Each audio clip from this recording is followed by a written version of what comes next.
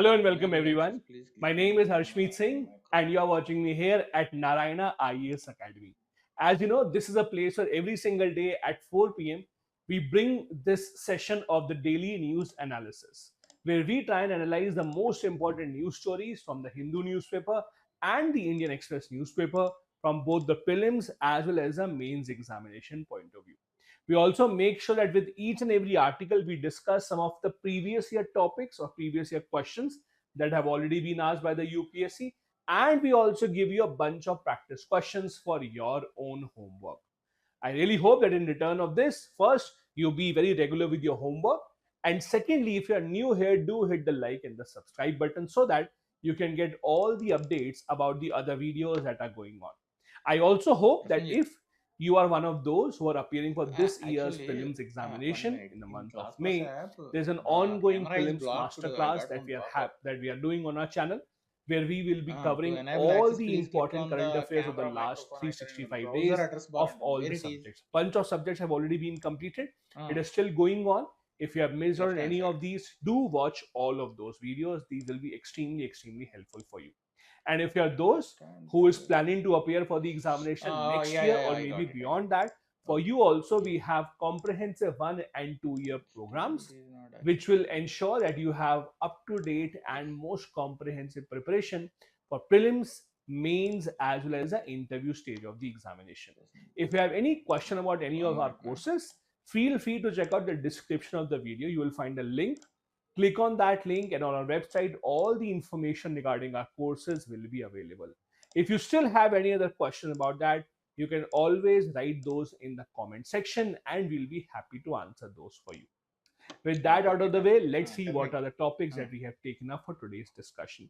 These are the important Started. articles that Started. we have taken for Started. today's discussion.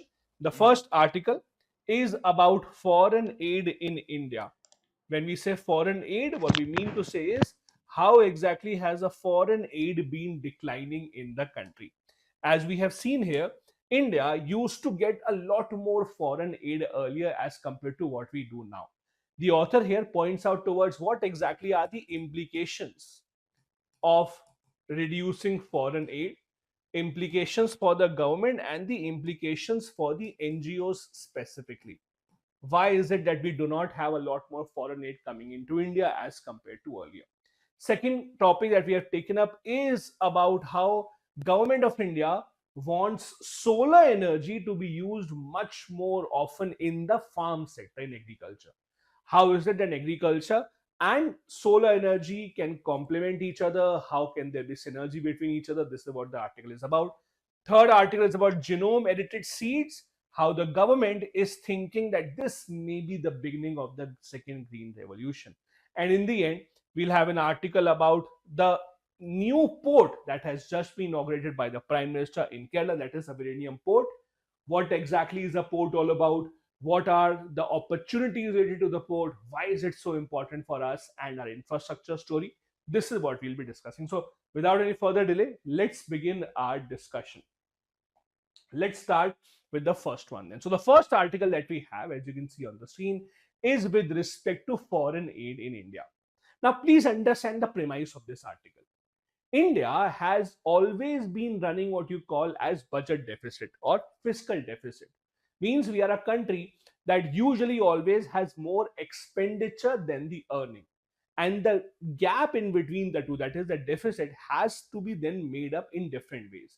And this is where India usually asks for foreign aid. Now, foreign aid can be in different forms. For example, we have had foreign aid, for example, coming in from multilateral institutions. We have foreign aid, let's say, from the World Bank. India also has had foreign aid, let's say, from IMF. The very famous 1991 reforms that were introduced were on the back of the LPG, back of the foreign aid given by IMF. Then there are also bilateral aids. A lot of countries, a lot of our friends have been giving us aid in one way or the other. For example, Japan has been giving a lot of foreign aid to us. And not just this, there are some philanthropist organization as well. You may call them NGO, you may call them other organizations. All of them have been given a lot of aid to India. Now, please understand the idea. When we say aid or foreign aid is entering India, it does not just means the money that is being given to the government. Apart from the government, a lot of foreign aid also is given to other sectors such as the NGOs. So NGOs, individuals who may be working in this field, they may also get some money from outside, especially to spend in social sector. That also comes in the category of foreign aid. So overall, all of this foreign aid, as per the author, has been declining. Now, there are two aspects of it. One, when foreign aid is declining, that is a good indication that maybe you as a country don't need so much foreign aid now. Maybe you are now in a much better position as compared to earlier, which is the case. If you compare today's India, for example, to India of let's say 1950s, 1960s, 1970s, when we did not even have enough food grain for our own population, we are in a much better position now. So obviously the amount of foreign aid that we used to require earlier, that is not the same right now. India right now, when we talk with other countries, when we talk with other multinational organizations, we mostly talk on the lines of not foreign aid, but what we demand now is that we would like to have more FDI. We would like to have technology transfer. And this is where you will see previous year questions have also been asked. Look at this question of 2014. This question is, though 100% FDI is already allowed in non-news media like a trade publication and general entertainment channel, the government is mulling over the proposal of increased FDI news media for quite some time. What difference would an increase in FDI make? Critically evaluate pros and cons. FDI specifically is a very repeatedly asked topic by the UPSC both in prelims and the mains exam. It is also in the news because the government has been contemplating increased FDI in many sectors. For example, this year's budget, as you would have seen, allowed 100% automatic FDI in the insurance sector. Earlier, the insurance companies that work in India, now think about these companies, Bajaj Allianz, Tata AIG. Most of these companies, they are a combination of a foreign company. So, for example, AIG came to India and they made a team with Tata. Allianz came to India, made a team with Bajaj. Now, foreign companies can come in and they can work on their own with 100% FDI. Similarly, recently the government is contemplating a proposal that maybe we can allow up to 49% FDI in operations of nuclear power plants as well. This is where you have to understand how FDI has been a very important topic for the country and for the examination as well. So this topic of foreign aid has to be seen from that lens as well, from that point of view as well, about how FDI can change. Now, again, as I said, the context of this article is simple, straightforward. This is the decline that we are seeing in the foreign aid coming into the country. And again, decline not just in the money going into the pockets of the government, but decline even in the money that is coming in the form of money to NGOs, etc. One reason, as I said, India has been developing well. So obviously, when you have more money with you, others would not want to give you money. You would not need that much money. Secondly, even if, let's say, there are organizations or individuals who would like to invest or give some money to India, the problem is that now we are seeing increasingly difficult for these companies or these organizations to give money to India. There are many regulatory reforms that have now come in. Regulations are not easy. We have discussed this earlier and we'll discuss this today again, how a lot of NGOs funded with foreign money have been banned by the government under multiple laws.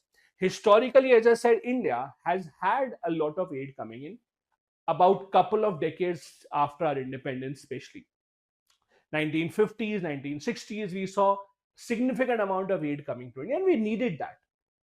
When we became independent, we did not have enough food grains for us. We discussed this earlier how America used to run its program called PL-480. PL-480 was a program under which they used to provide food grains to us, not of great quality, but at least enough to serve the population.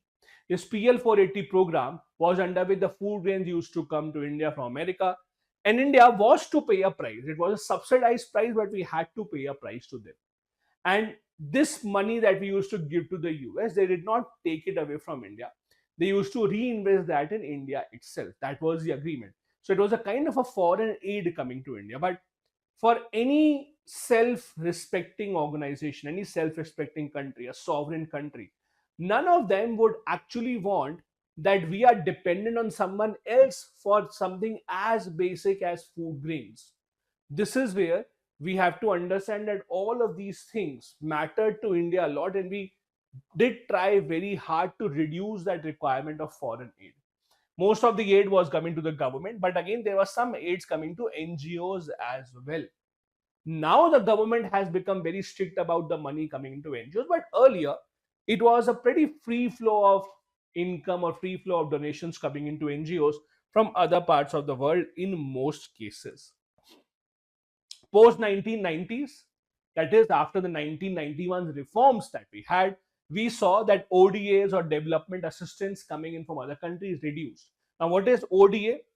Basically, if you see, let's talk about the rich countries, developed countries around the world. Let's say Japan. So a lot of developed countries, rich countries like Japan, Australia, US, etc., all of them give some money to developing countries or least developed countries in the form of what you call as ODA. India, for example, has always been the biggest recipient of aid under ODA of Japan. Japan has not given so much money to any other country as they have to India under their ODA program. So India has been a big recipient of many of these schemes over the years.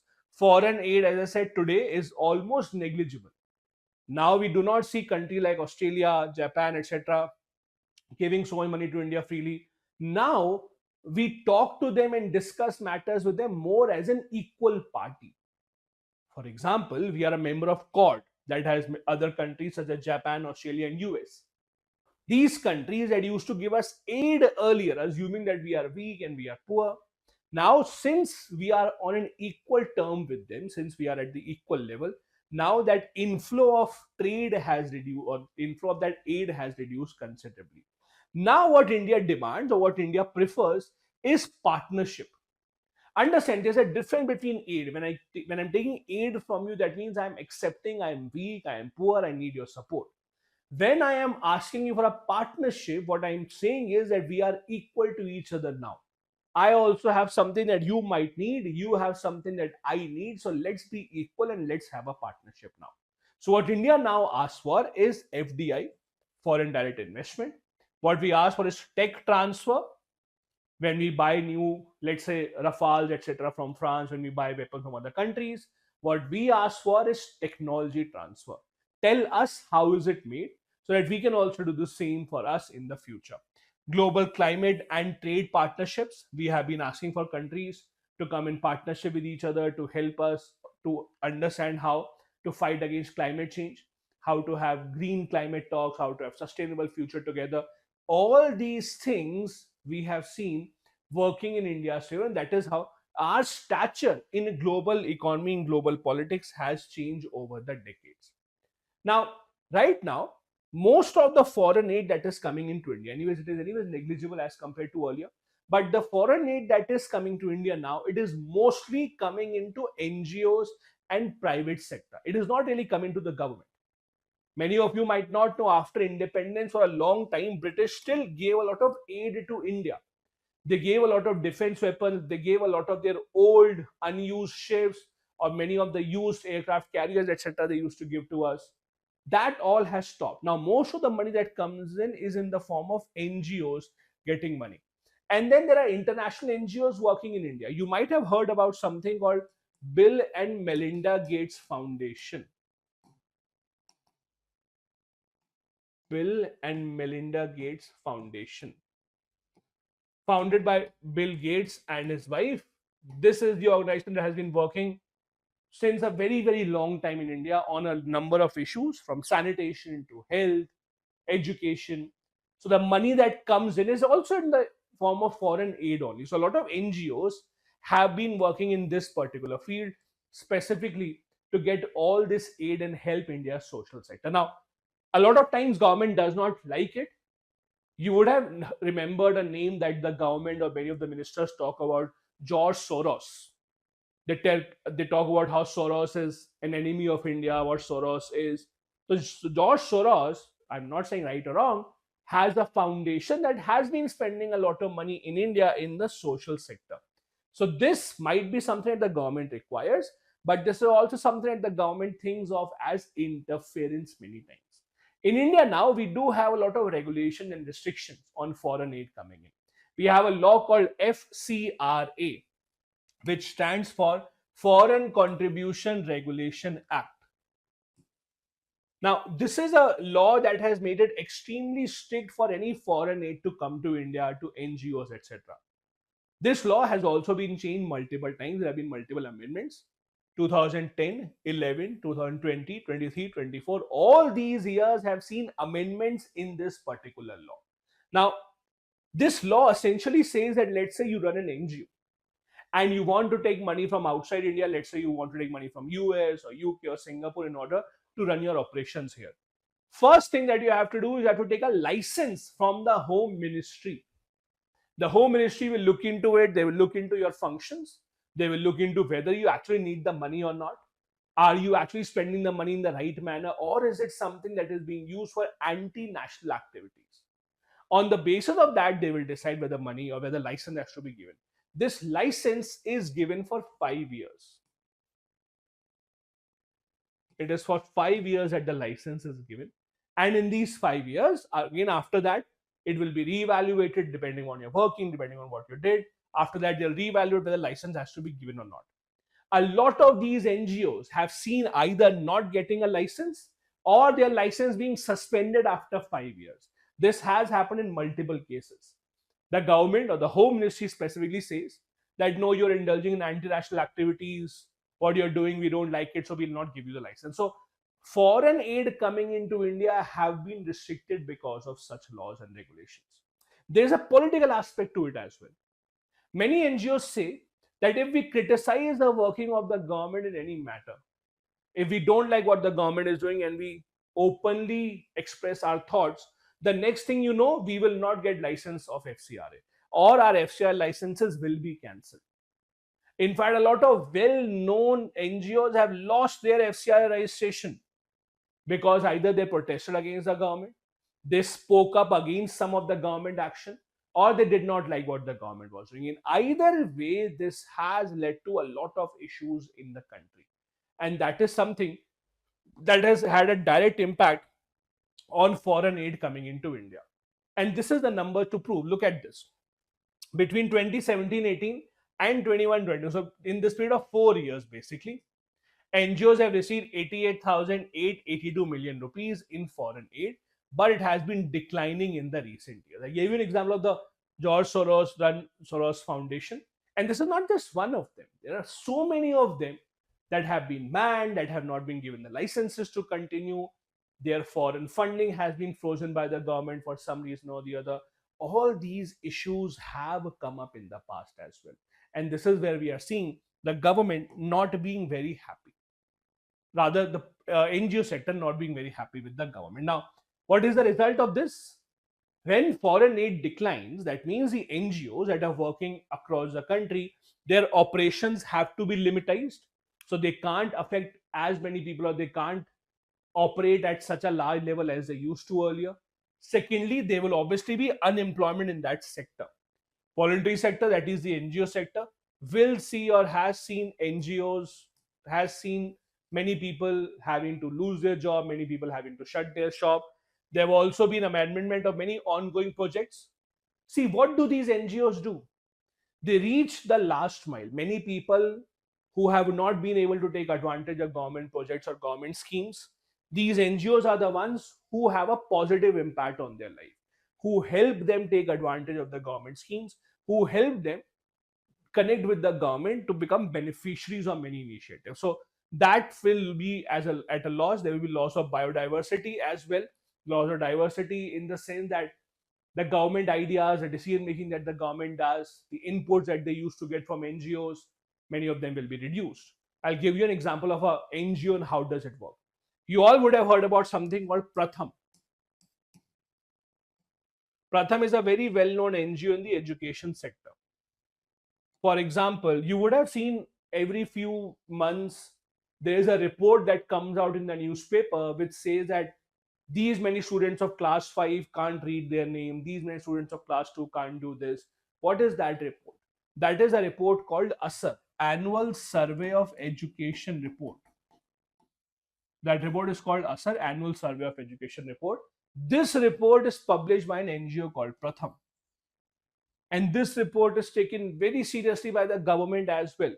So whenever the government has to make any education related policy, they will have to ask for inputs from Pratham. And imagine if these kind of NGOs are not being able to work properly, obviously there will be a large scale impact on the education sector.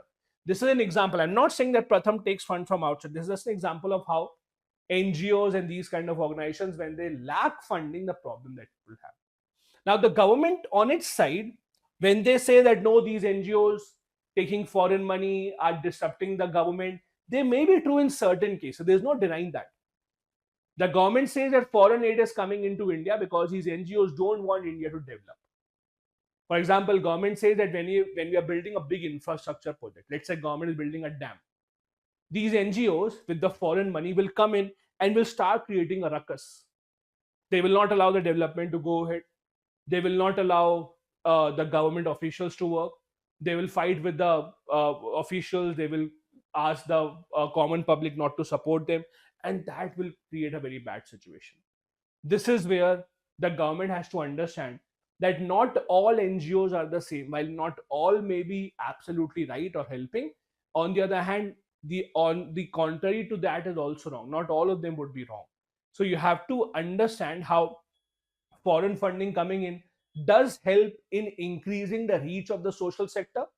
So you can take action against those who are doing something anti-national, but that action cannot be like an overlap, or that action cannot be covering all these NGOs, whoever is working in the social sector. That was our first article for the day, important from the mains exam point of view. And that is why in the end, we'll also discuss a mains question that can be asked from here along with the model answer.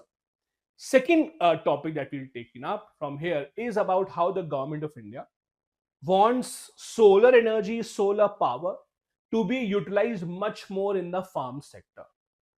A lot of farmers in our country have been struggling to have a second source of income, and the government is trying very hard to ensure that they can have some alternate source of income, and this is where solar sector can come in. Farmers have a large amount of land, a large piece of land, which can be used to put in all these solar panels.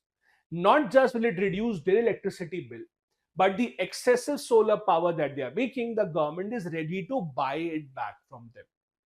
This is what the government is trying to do, and that is why the government is trying to improve or increase the amount of area that is used for solar power generation.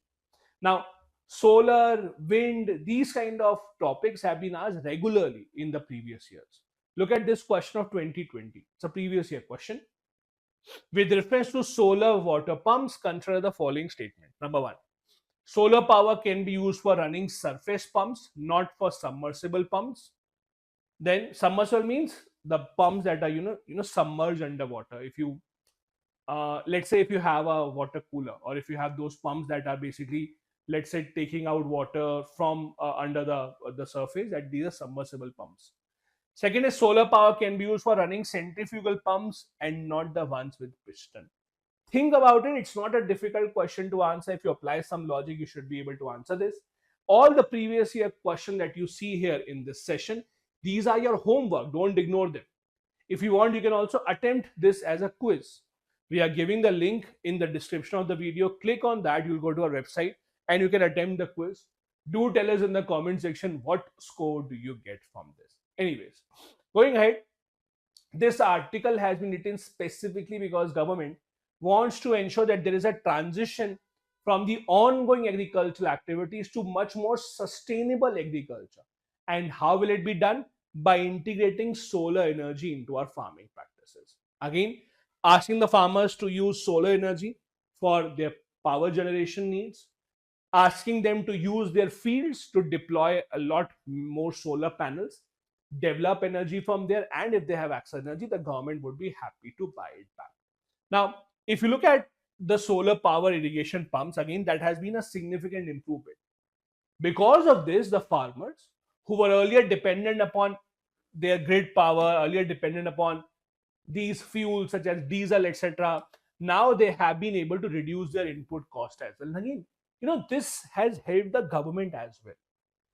It's a very interesting case study of diesel and diesel subsidy in the country. If you go back a few years, let's say 10, 15 years, you will see there was a difference between the price of diesel and petrol. Diesel used to be cheaper than petrol because the government used to subsidize it. The reason why the government subsidized diesel was it was mainly a fuel used for heavy machinery.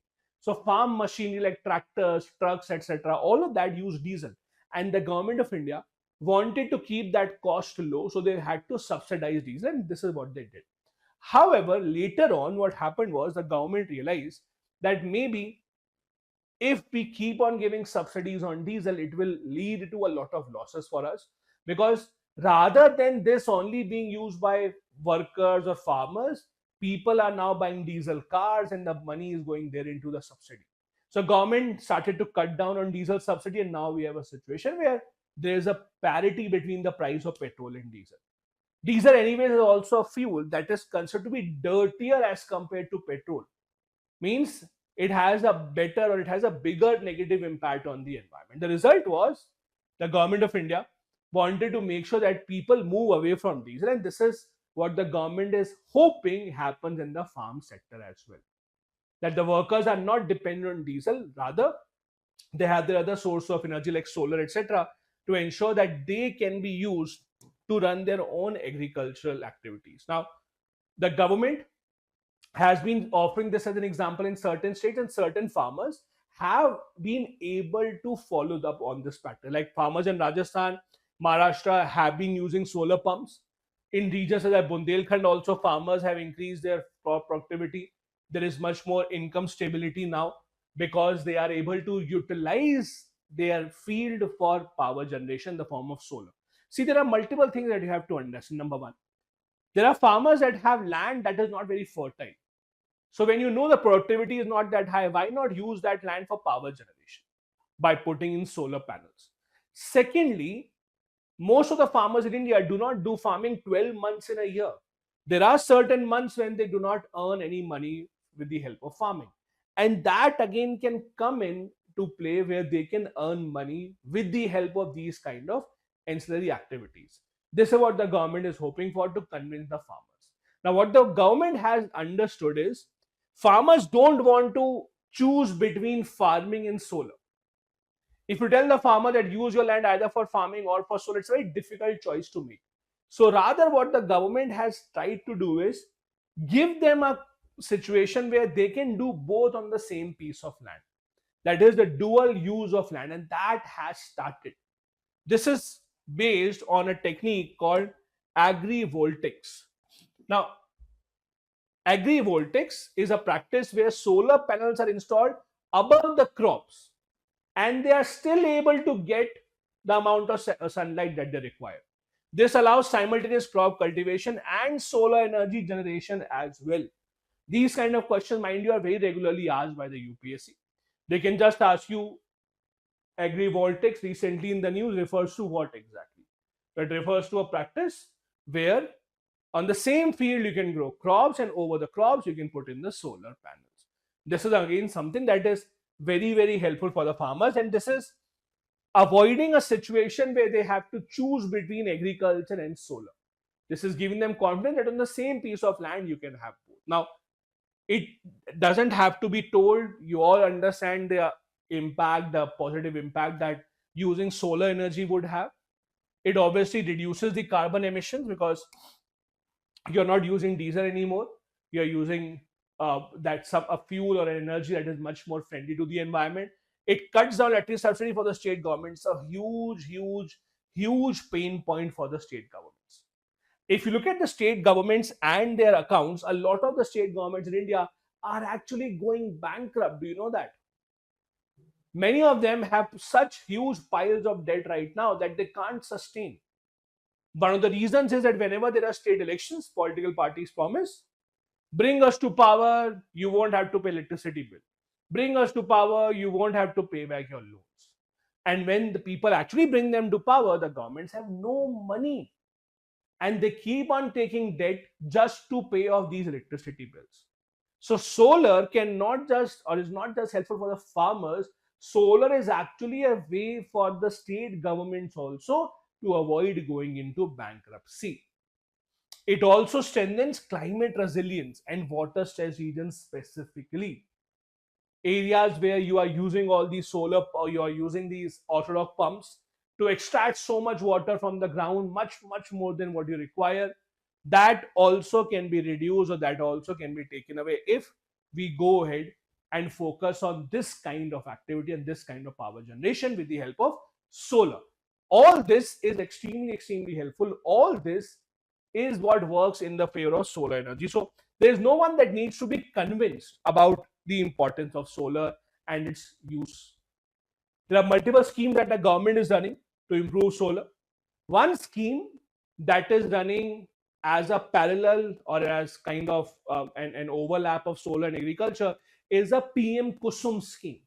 The PM-KUSUM scheme, very effective.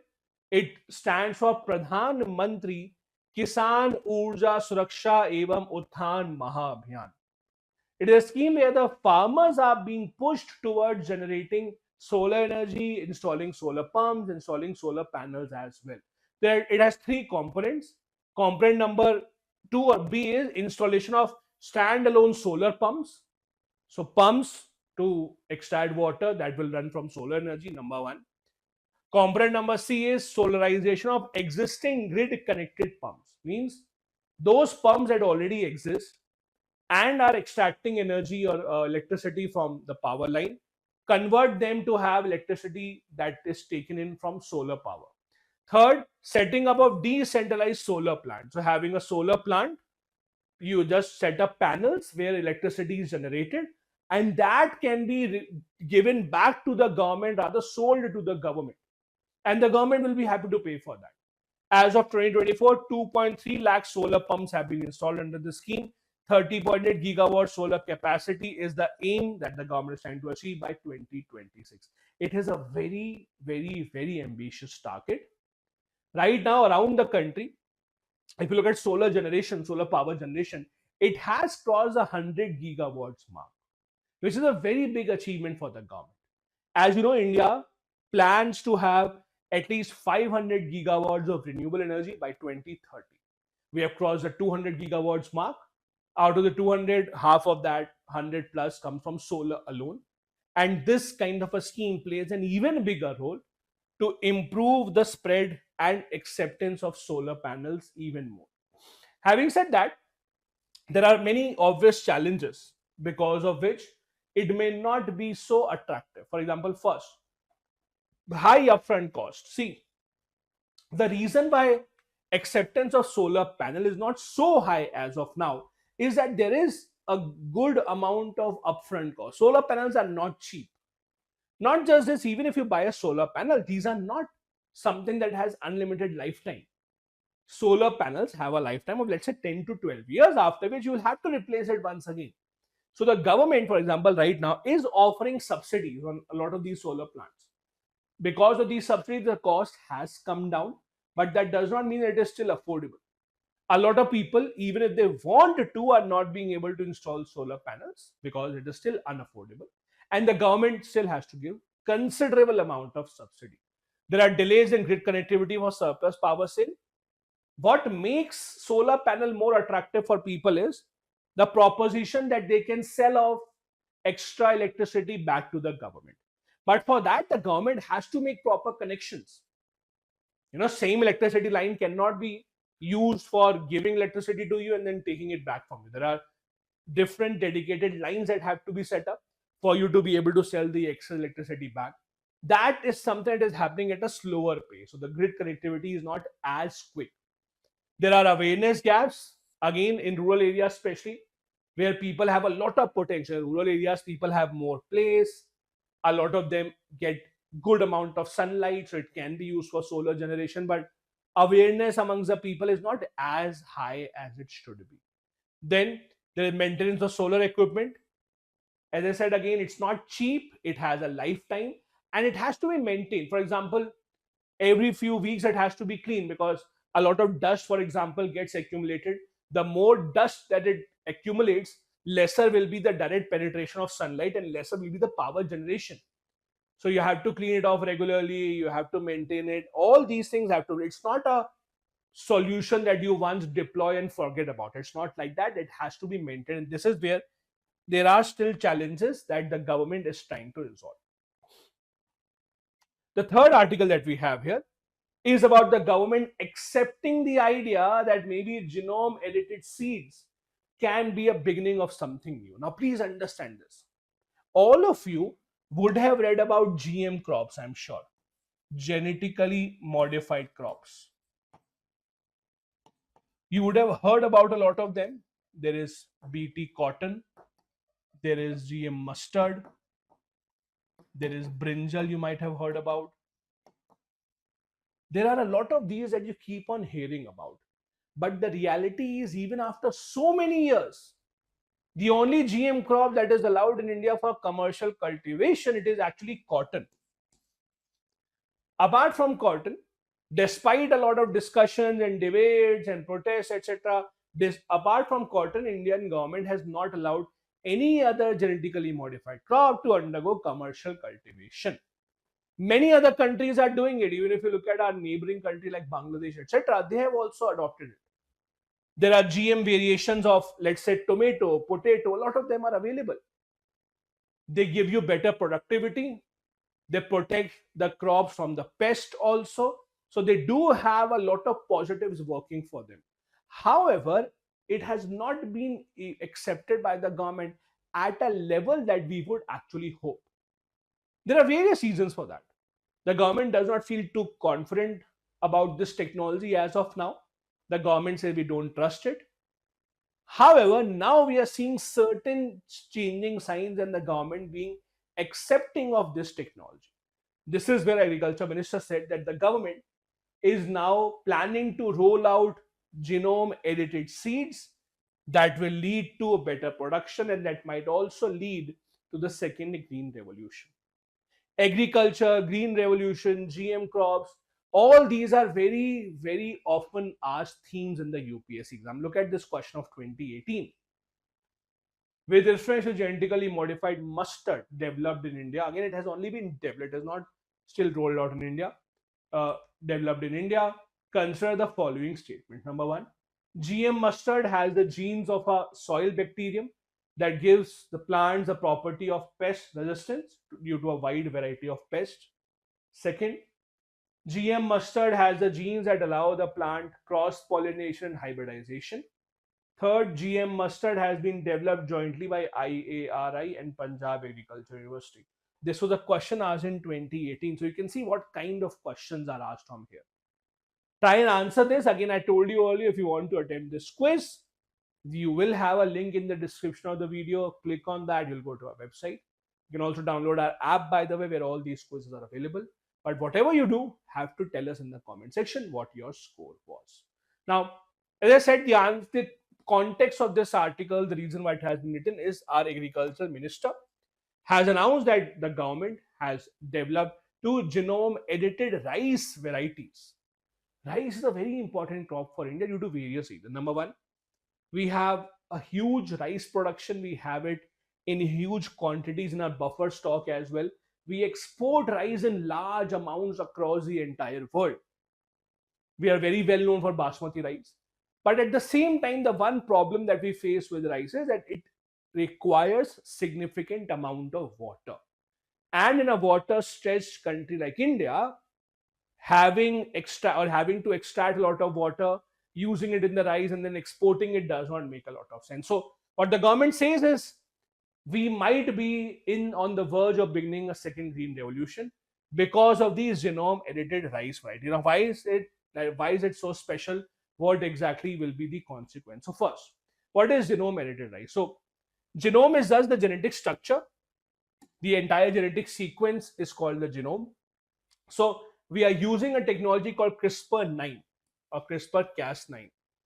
You would have read about this in science. CRISPR-Cas9 is a biotechnology tool.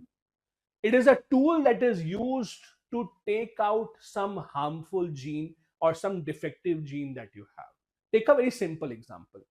Let's say there is a disease that someone has which is a hereditary disease, so it passes on from one generation to the other, because the gene structure that gets carried out in the next one, in the next generation, that particular gene is responsible for that disease. So what do? You take out a scissor, you cut that gene, take it out, and then replace it with a better version of it. That is what is done by CRISPR-Cas9. So this is being used to develop genetically modified variety of rice specifically. The idea is it will make the rice drought resistant, means it will require much lesser water, improve the yield, and it will be pest resistant as well. This is very, very, very important. You know, the reason why India accepted BT cotton, or the genetically modified version of cotton, was that it was a version of cotton that was resistant against pink bollworm. Pink bollworm is a pest that affects cotton very, very significantly. And if we can develop the same thing with rice, means a variety of rice that cannot be affected by pests, it will be extremely beneficial for us in the long run. And this is why this is so important and such a good news for Indian agriculture going ahead. And again, why it matters? First, the speed. Usually, when you develop something, any scientific discovery is made, you should not expect that now it will be available in the market in the coming few days. No, these things take many, many, many years to actually be implemented. For example, usually we have seen there has a period of about 4 to 5 years usually that it takes from seed development, from lab to being farm ready. Means once the scientists say that okay, we are successful now, we have been able to do all the tests and we can prove that yes, we have been able to develop this variety of seed. From that to taking it to the farm and then growing it, making it available to the consumers, it usually takes 4 to 5 years, and the government is trying to cut down that timeline significantly. Apart from this will also reduce the use of irrigated water. Now again, this is a big, big, big problem that we are facing with rice. As I told you earlier, India produces significant amount of rice and we export huge quantities of rice around the world. And that's why it's so significant and so important for us that rice does not consume as much water as it does. We have discussed a few days earlier, if you remember, there is a new technique of rice cultivation that the government has come up with, that is called direct seeding of rice. Remember? We now have something called direct seeding of rice, or DSR. It's very interesting because see, right now how rice is grown, you have a seed of the rice, you don't just go and directly put it in the field. You first take it in the nursery. With the help of the seed, you convert it into a sapling, let's say sapling this big, and then that sapling has to be taken on the fields, and then you put it in the field, and then you have to submerge the field under water for a few days for the process to actually be culminated. So it requires a lot more water, it also emits a lot of methane, etc. And the government is trying to push the farmers away from that and towards direct seeding of rice. That requires specific kind of soil, but this is what the government is doing now. This again, having these kind of seeds is a step in the same direction, because asking the farmers not to grow rice is not the solution. Our population requires rice, we export a lot of rice as well, so the better solution is to have better quality of rice that does not require so much water. It will also curb greenhouse gas emissions, I told you earlier, because the rice that is grown right now in a manner where you have to keep it submerged under water, that emits a lot of methane. And this technique will allow or will make sure that greenhouse gas emission does not happen at such a large scale. And this is why it will be so, so, so important. It has a lot of strategic importance. Prime Minister Modi has been talking consistently about how our agriculture needs to improve. He has been talking a lot about doubling the farmers' income. And these kind of techniques are a step in that direction. Also, it will also help us fight against climate change. It will also improve India's image. Like as I told you earlier, in the global world, India is usually seen as a country which does not give or which does not adapt to scientific discoveries at a very quick pace. We usually try and see if other countries have been accepting these kind of technology, these kind of discoveries. Only when we are satisfied that these things do not really harm the general population, only then do we adopt this. So India usually remains away from this kind of experimental technology. So when India says that we are now adopting genetically modified seeds, it sends a good signal. It sends a signal of a country that is happy to accept these scientific discoveries being made in the world now. Now, it also now means that all this research would have to include stakeholders from all the sections. You cannot just expect the scientist sitting within their labs to work on this and come up with the solution. The stakeholders, that is the farmers who have to do this, the people who are working on the field, the people who are experimenting, all of them have to come together and come up with these solutions. So the idea is that ICAR is actually working to customize these kind of varieties, have more innovation added, and they want to make sure that this is acceptable to the farmers as well at the ground level, because only and only then will it be able to have the kind of impact that we hope for. The last news for the day is about a major port that has just been inaugurated by our Prime Minister. It's a port in Kerala, in Virinium. So the Virinium port that we saw is a major landmark for India. Please understand this. India's position is strategic in the sense that we are in between multiple global trade routes. If you imagine the map, trade routes, let's say from China to Africa, China to West Asia, all these trade routes that we have, in the middle of it somewhere is India. In fact, if you look at Colombo port, for example, in Sri Lanka, the reason why it has been able to earn a great reputation, earn a lot of money, is because of the location that it has. And India has been trying to build that kind of a port for a long time. It has been made possible now because of this project. It's a PPP, public private partnership, where the Adani group has teamed up. They have given a lot of money, their expertise, their experts have come in to build this port in Virinium in Kerala. Now, Adani Group has been working in the port sector and port development for a long time. They have developed significant portion of Colombo port as well in Sri Lanka. They have been expanding there, and within India as well. They have multiple ports. Now, why is this different and why is this important? Before I go there, I'd like to tell you one very interesting thing. In terms of ports in India, you will hear something called whether it is a major port or something is a major port or something is a minor port. Please understand this, major versus minor port, although obviously it has difference of size and that all is accepted, but the big difference between major and the minor port is major ports are the ones that are under the control of the union government, while minor ports are the ones that are controlled by the state government.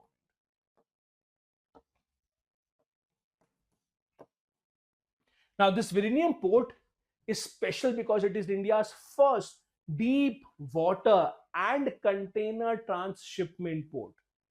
See, when you build a port, whether it is attractive for the other ships, etc., to come in, whether it's attractive for others, it depends a lot on the lot of factor, like the infrastructure you have, the capacity you have, the capability you have, how deep is it deep water port or not? Because see, when humongous ships or containers come in that have huge load on them, for their parking, you require deep water port. So building a deep water port is not that easy. If you have natural deep water port, that is perfect, that is best. But if you don't have a natural deep water port, then building a natural deep water port, making sure that it is actually accessible and has all the facilities, it's not that easy. And this is where the government, both the government of Kerala and the government of India, have done a very impressive job here. Now, again, port related questions are very commonly asked. Look at this question of 2016. Recently, which of the following states have explored the possibility of constructing an artificial inland port to be connected to sea by a long navigational channel? If you know the answer to this, amazing. Tell us in the comment section. If you want to attend this entire quiz, again, the link is in the description video. Click there. You can download a app as well. You can attempt these quizzes and see what exactly is your score. The purpose is to ensure that with all these analysis, you're not just reading the day's newspaper, but you're also solving a bunch of previous year questions as well. Anyway, as I said, the reason why this article has been written is because it is a world class port that has just been inaugurated. It is India's first deep water and container transshipment port, and it is planning to compete with ports such as Colombo, etc. It's on the same kind of a path. Singapore, Colombo, all of them earn significant amount of money by allowing these huge ships to come in and give them space to park and then load and unload, etc. This is where India wants to compete with them. Now, look at some of the things that make it so important. First, it is the closest Indian port to all the major international shipping routes. So the routes where most of the shipping goes, as I said, China on one side, West Asia on the other side, or Europe on the other side. That makes it a very important shipping route. It has only 10 nautical mile. It is only 10 nautical mile from global maritime lane. Means the ships that are going there would not have to take a very long diversion if they want to come and set on this port. It has a depth of natural depth of 20 meters. Again, very important. As I told you earlier, the heavy container ships that have a lot of load require deep waters to stay, require deep waters to be stable.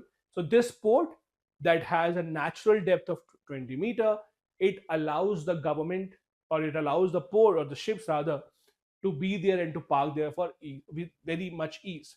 It allows docking of ultra large container vessels. I told you, huge containers can come in. Semi-automated operations, all weather capabilities, doesn't matter what the weather is. And also one other part that we usually forget is this. See, building a port, standalone port in the middle of nowhere will not give you any advantage. Ports are successful only when they're connected with other modes of transport. Do you have a strong enough highway that is able to connect the port to other parts? Do you have rail connectivity so that the stuff can be transferred from port to inland and vice versa? All these things are taken into consideration, which then decide whether the port is successful or not. So this is where there is a National Highway 66, there's a railway link, and there's a proposed outer ring road. All of these, this infrastructure is being built specifically to make the port more and more usable. And I'll give you another example. This is why it's a very interesting difference if you note.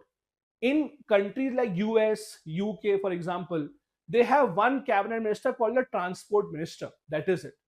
In India, we have a minister for ports and shipping, one, railway, other, highways is different, civil aviation is different.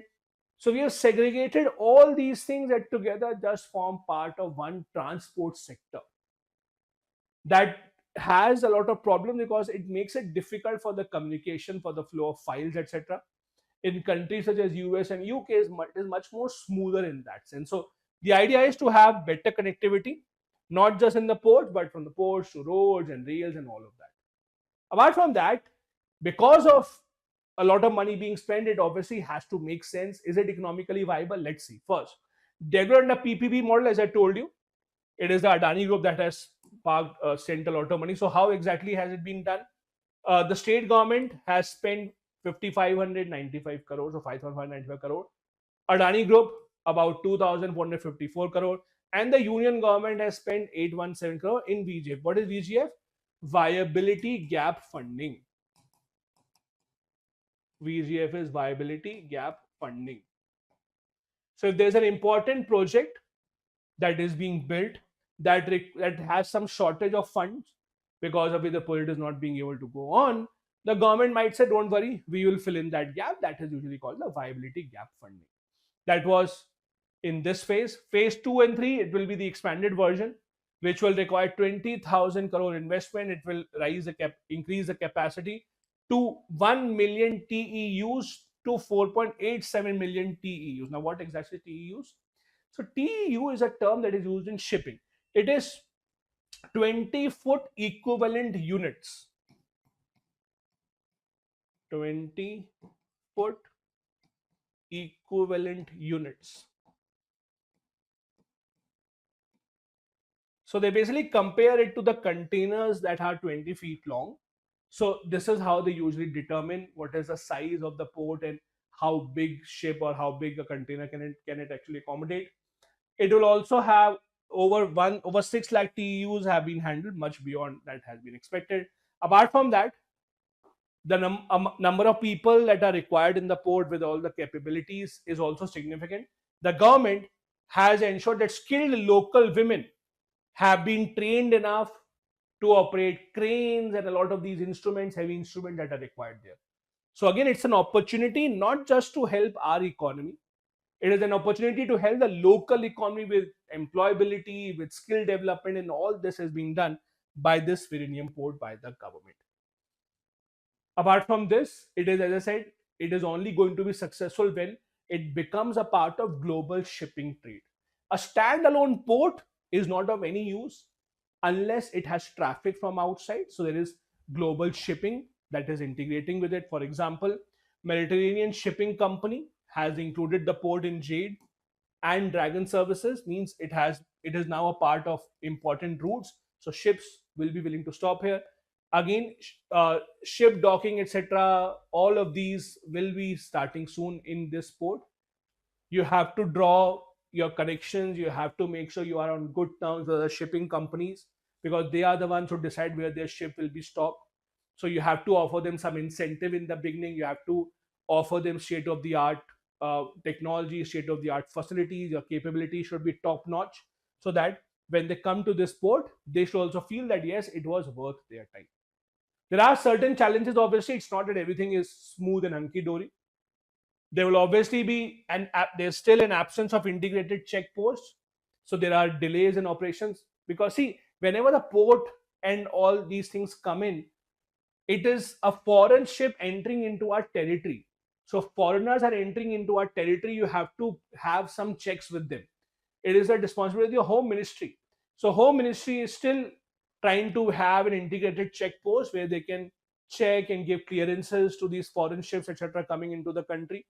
It still does not have a port health office, so government is working on that as well, because these are some of the basic requirements that every world class port has. There is a huge debt burden right now. Kerala government has to pay back the money put in by the Adani group. They also have to make sure that their operations are feasible enough, and again, how much they earn will depend upon the traffic that they have. So they really have to hope that the expectation, the hope that the traffic that they had hoped will come to the port is actually successful. There are also overlapping investment. Other investments also have to be made. As I said, building a port alone is not going to work. You have to build connected infrastructure, outer ring road, rail ring, road link, all of that has to work together. So the money being spent by the government of Kerala has not ended. A lot more money has to be spent, and we have to see whether the state government has enough capabilities to spend that much money or not. In the future, again, the future looks good for this. There are certain recommendations as per this article. First, Kerala's Vinerium Special Investment Region. This bill should be fast tracked. The government is working on this bill to create an entire SEZ, Special Economic Zone, in this area. SEZ, as you know, are regions where the government makes special laws, gives tax exemptions to set up factories specifically from the point of view of export. There is also a proposal to change the name to Trivandrum International Seaport Limited for better branding. There is also talk about having better ancillary maritime industries, means other industry also should be built around this. Let's not waste this infrastructure. So we can have shipbuilding, bunkering, etc., warehousing. That warehousing, for example, is a very big ancillary activity with port development. So if some containers have to store their stuff for some time, that is warehousing. For example, they have to offload, but the partner that has to take it inside, that has to take the stuff inside the country, they have not arranged the transport. So warehousing has to be given. Then we can also learn from other ports around the world how they have developed. We can also have a policy for greenfield airport, such like that, to avoid any other transshipment ports in the nearby vicinity. Like when we build a greenfield airport, the logic is that every airport should get enough traffic, so there should not be any airport nearby. So it prevents building of any other airport within 750 kilometers or 1000 kilometer range. We can have a similar kind of a law here, so that in the vicinity we don't have a lot of other ports like this, so that all the traffic gets converged into this port specifically. These are certain suggestions. They have not been worked out so far. These are suggestions that can be implemented in the future. These were the articles that we had for you from today's Hindu newspaper. Now, as promised, we have a few practice questions. The first one is from the first topic that we discussed, that was a lack of foreign aid. And we are happy to show you a model answer as well, just to show you how are these answers written. The question is, foreign aid to Indian NGOs, though declining, has played a vital role in democratic accountability and developmental innovation, critically examined in light of the recent regulatory tightening. So this is where you have to write about how foreign aids have been successful in India. And since the question is itself asking about the recent tightening and recent regulation, you have to mention about laws such as the FCRA, how it has made it difficult for foreign aid to come in, how a bunch of NGOs have also been banned in the country, those who have been taking foreign funds. So you can start with the intro like this. In the main body, you have to write about first, again, multiple things are asked. Please understand, every mains questions of UPSC does ask multiple things. There will not be any UPSC question that will ask you only one single thing. The multiple things are asked. So first thing that they're asking you is the role of foreign aid. So we'll focus on that. It has enhanced development innovation. So the better answer will have some examples. So you can write about some NGOs. Remember I gave you the example of Pratham. So you can write about Pratham here. You can also write about Sulabh International, that has led to a lot of public toilets being built in India, in and around railway stations, bus stops, etc. Then second, you can write, so we are talking about different types of roles that they play. So first we can talk about development. Second, we can talk about how they have played a role in democracy as well. So there are a lot of these NGOs that have filed cases in the court for political justice. Many of them have been publishing reports about, let's say, criminal record of politicians. Many of them have played a role in strengthening of RTI as well. So you can give examples of Common Cause, ADR. These are the associations, for example, that bring out reports about the kind of wealth that politicians have accumulated, how much money they have, the criminal cases they have, so on and so forth. Then you can write about another example about how rights-based advocacy can be a way forward. You can also talk about how global organizations and civil societies, etc., have played a big role here in ensuring that there is a fight for the rights of the LGBTQ community, Dalit rights. The taking away of Section 377 of IPC was because of role played by all the NGOs. So this first part is about the role that they have played. Then again, the question was also about the criticism of the regulations, because of which foreign aid is declining. So you can write about first, shrinking civil space, how many of the NGOs have faced action because of which the space is shrinking, because of which a lot of these NGOs are shutting shop in India. Then grassroots innovation has also stopped because of their international reputation. Again, many of these NGOs, when the government stops their working, and everyone knows that they used to criticize the government, there's a direct connection that whoever criticizes the government faces the wrath of the government. So this is something that goes slightly against our ideas of democracy. Then you can also write the government side of the story as well. Not a long article, but 1 or 2 points about the government side of the story. You can't just say government keeps taking action, but why does do they take action? So first, on the basis of national security, how they have seen a lot of these NGOs being involved in international activities. Talk about their lack of financial transparency, lack of accountability that they have seen or that they have witnessed. All these have been forcing the government to take action against these foreign NGOs. And then you can conclude by trying to draw a balanced conclusion, balanced way forward, something that the government also likes, something that the civil society would also like. So this is how you can try and conclude this in the long run. So again, this is the kind of a model answer. Obviously, if you have some other ideas and if you want to include some other points, feel free to do that as well. This is just a way, an example of how it is done. It is not that this is the only way to write an answer like this. There are multiple ways. This is just our attempt to give you a structure, that this is a structure that you can follow. Now, yesterday's session, I hope all of you attended it. There were some practice questions that were given as a homework. Let's see if you were able to get those or not.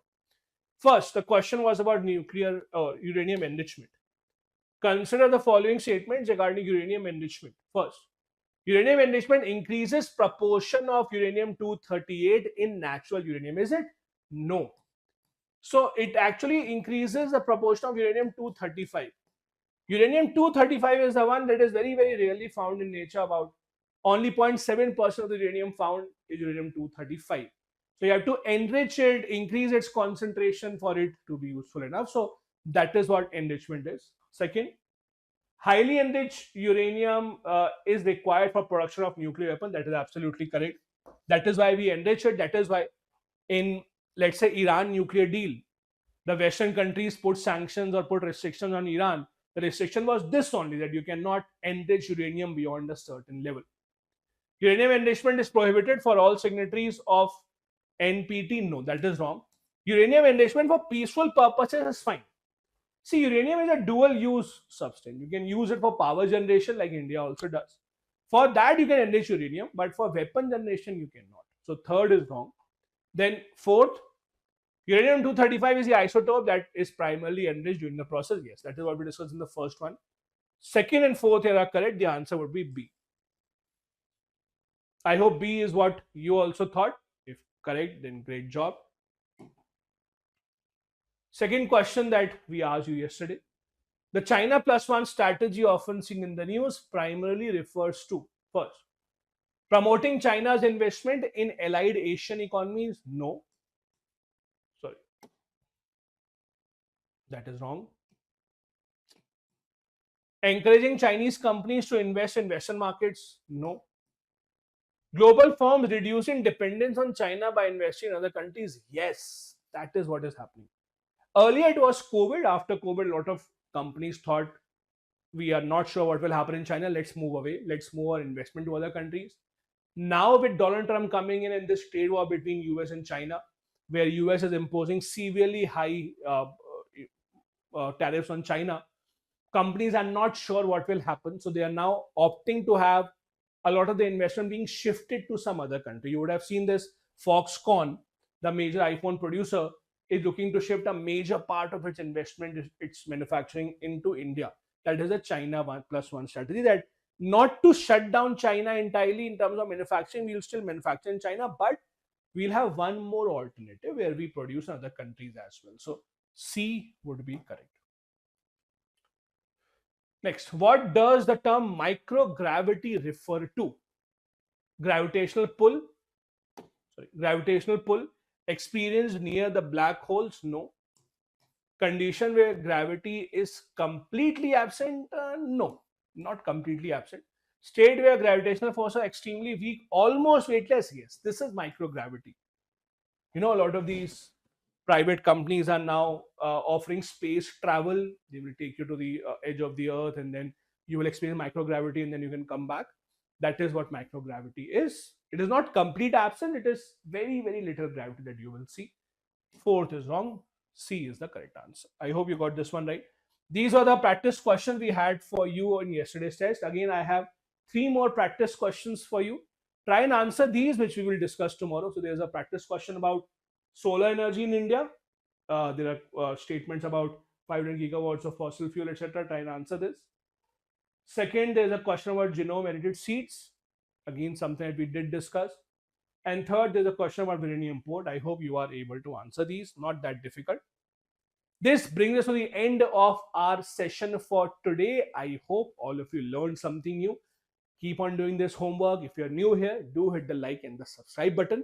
Do join us tomorrow at 4 p.m. once again to analyze the next day's newspaper. Thank you so much. My name is Harshmeet Singh. Bye-bye. Jai Hind.